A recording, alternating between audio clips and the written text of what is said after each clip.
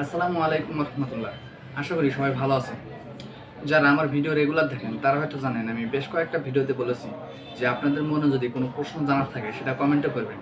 আপনাদের প্রশ্ন নিয়ে রিপ্লাই ভিডিও বানানোর চেষ্টা করব। তো তারই ধারাবাহিকতায় আজকের এই ভিডিও। নওগাঁ থেকে জাফরিন আরা সুলতানা নামক এক বোন কমেন্ট করেছেন। তারই কমেন্ট নিয়ে আজকে ভিডিওটা তৈরি করলাম। তো তার কমেন্টটা এখন আমি পড়ে শোনাবো।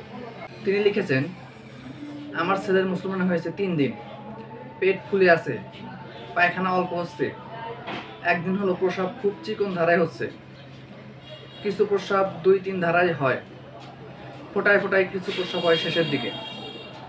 শিশু সার্জন মুসলমানি করেছেন। ছেলের বয়স 9 বছর, ওজন 23 কেজি।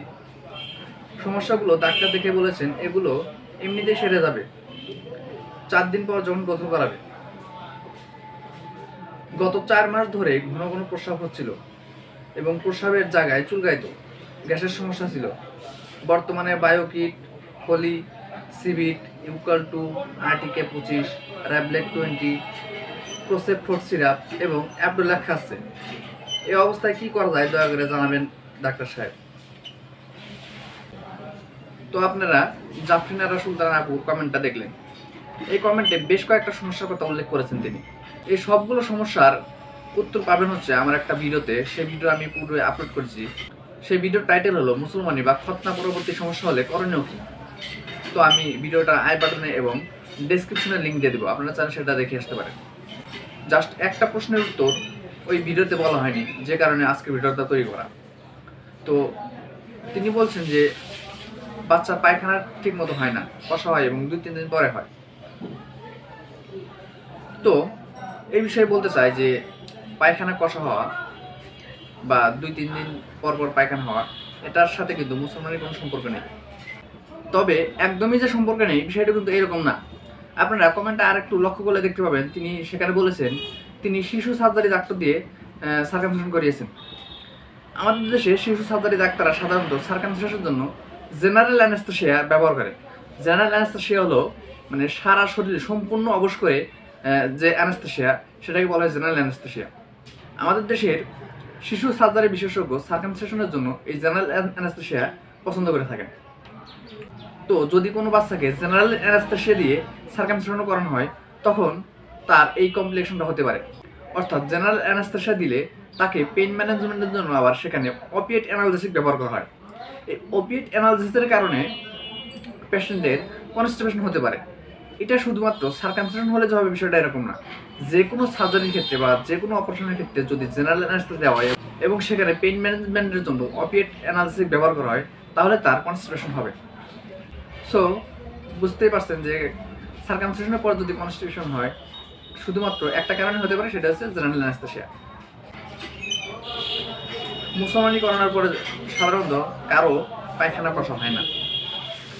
এটা আদৌ মুসলমানি বা সার্কামসিশনের কোনো কমপ্লিকেশন না।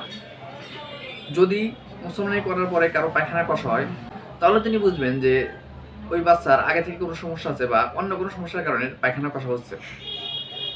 এছাড়া মুসলমানির পরে আমরা সাধারণত পেইন কিলার হিসেবে আইবুপ্রোফেন দিয়ে থাকি। এই আইবুপ্রোফেনের একটা সাইড ইফেক্ট হচ্ছে কনস্ট্রিকশন বা পায়খানা কষা হওয়া। এটা সাধারণত দেখা যায় না, তবে কিছু কিছু বাচ্চার ক্ষেত্রে এটা হতে পারে। যদি হয় সেক্ষেত্রে আপনারা ওই আইবুপ্রোফেন ট্যাবলেটটা বা আইবুপ্রোফেন সিরাপটা 2-1 দিন খাওয়ার পরে বাদ দিবেন, প্রয়োজন হবে না। কারণ সর্বোচ্চ 3 থেকে 4 দিন ব্যথা থাকে, আর ডিভাইস কসমেটিক খতনা করা হলে তো সর্বোচ্চ 2 দিন ব্যথা থাকে, এরপর আর থাকে না। তো যদি এরকম মুসলমানি করার পরে কোনো বাচ্চার পায়খানা কষা হয় তাহলে এই সিরাপটা বা ট্যাবলেটটা যদি খাওয়ান সেটা বাদ দিবে। বাদ দেওয়ার পরেও যদি দেখেন যে না এটা ঠিক হচ্ছে না, সেক্ষেত্রে আপনি বাচ্চাকে পর্যাপ্ত পরিমাণ পানি এবং শাকসবজি জাতীয় খাবার খাওয়াবেন। পর্যাপ্ত পানি এবং শাকসবজি খাওয়ালে দেখবেন বেশিরভাগ বাচ্চায় ভালো হয়ে যাবে, তার পায়খানাটা রেগুলার হবে এবং নরম হবে।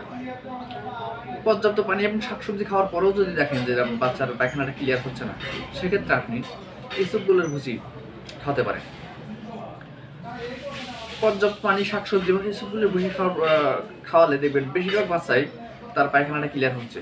এর পরও যদি না হয় সেক্ষেত্রে আপনারা ল্যাকটেটিভ বা পার্গেটিভস বা পায়খানা নরম করার কিছু সিরাপ পাওয়া যায়, সেগুলো খাওয়াতে পারেন। এছাড়া একটা জিনিস খেয়াল রাখবেন যে পায়খানা কষা হওয়া বা পায়খানা শক্ত হওয়া, 2-3 দিন পর পর পায়খানা হওয়া, এটা কিন্তু একটা সমস্যা। এই সমস্যার সমাধান হিসাবে আপনারা পর্যাপ্ত পানি, শাকসবজি, ইসবগুলের ভুসি এগুলো খাওয়াতে পারেন এবং ল্যাকটেটিভ বা পার্গেটিভ জাতীয় ওষুধও খাওয়াতে পারেন। এরপরেও যদি দেখেন যে আপনার বাচ্চার পায়খানা কষা আছে, ঠিক হচ্ছে না, সেক্ষেত্রে আপনাদের উচিত হবে অবশ্যই একজন ডাক্তারের সাথে পরামর্শ করা। তার কারণ হচ্ছে পায়খানা কষা বেশ কিছু রোগের কারণে হয়। তো যদি দেখেন যে কোনো ক্রমে আপনার বাচ্চার পায়খানা কষা ঠিক হচ্ছে না বা নরম হচ্ছে না বা পায়খানা রেগুলার হচ্ছে না, সেক্ষেত্রে অবশ্যই একজন ডাক্তারের সাথে পরামর্শ করবেন। তো আবারও দেখা হবে নতুন কোনো ভিডিওতে। সে পর্যন্ত সবাই ভালো থাকুন, সুস্থ থাকুন। Thank you so much.